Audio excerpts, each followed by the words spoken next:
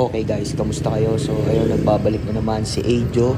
Siyempre kapag may bago tayong vlog, may bago na naman tayong i-upgrade dito sa ating motor na si Moti.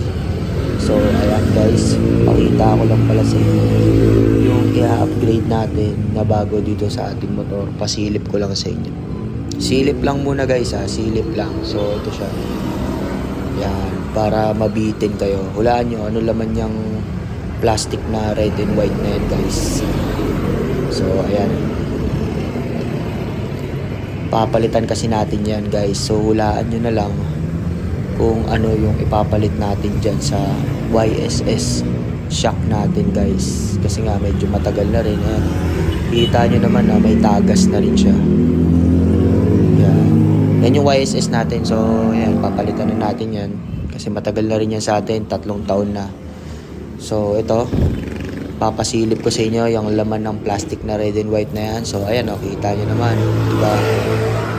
Kaya alam nyo na kung ano ipapalit natin. So tara, dalhin natin yan dito kay Boss LA, tapos ipakabit na natin. So ito yan guys. So ayan, bumili tayo ng brand new na Öhlins suspension for Honda Click.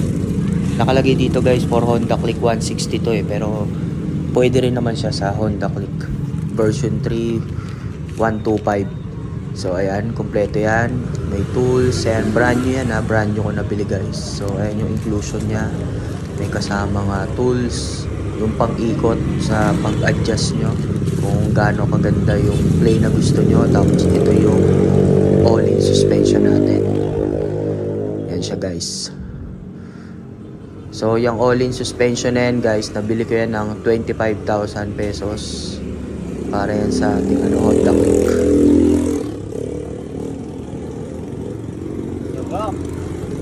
Kompleto yan guys, ayan, may serial number din siya. Ayan. So orig yan guys ha, hindi yan peke.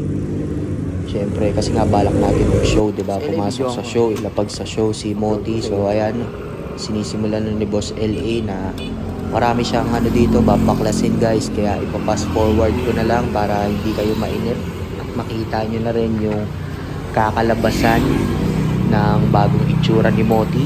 Sa lahat ng mga nakasubaybay sa kanya, maraming salamat. Sa lahat ng mga nag-subscribe, maraming salamat sa inyo. Marami pa kayong aabangan sa mga i-upgrade ko sa kanya. Kaya tutok lang kayo sa tuwing mag-upload ako ng bagong video para sa kanya, sa mga i-upgrade natin sa kanya. Panoorin nyo lang ng panoorin guys.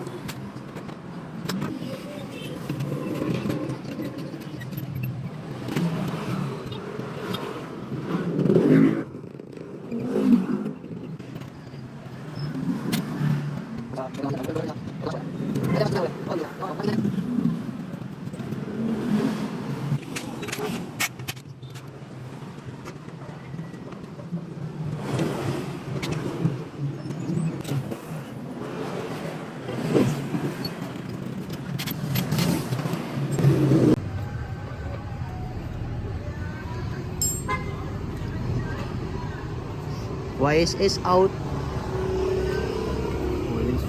Öhlins in. Okay guys, so dito sa part na to, kinakabit na yung bagong Öhlins suspension natin para dito sa Honda Click natin guys. So natanggal na ni Boss LA yung ating YSS suspension na matagal na sa atin. So kailangan niya na magpahinga talaga kasi nga sabi ko nga 3 taon na siya. Tsaka yung balak natin na ilabag din sa show si Moti, tutuloy na natin. Kaya tayo nagpalit ng medyo madiin na suspension para sa ating likuran.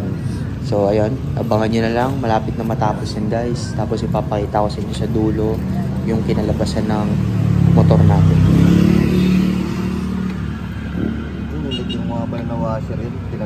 Okay guys, so ayun, tapos na, naikabit na yung ating all-in suspension dito sa ating Honda Click na si Moti. So pakita ko lang sa inyo, ayan siya guys, yung kinalabasan ng all-in suspension natin.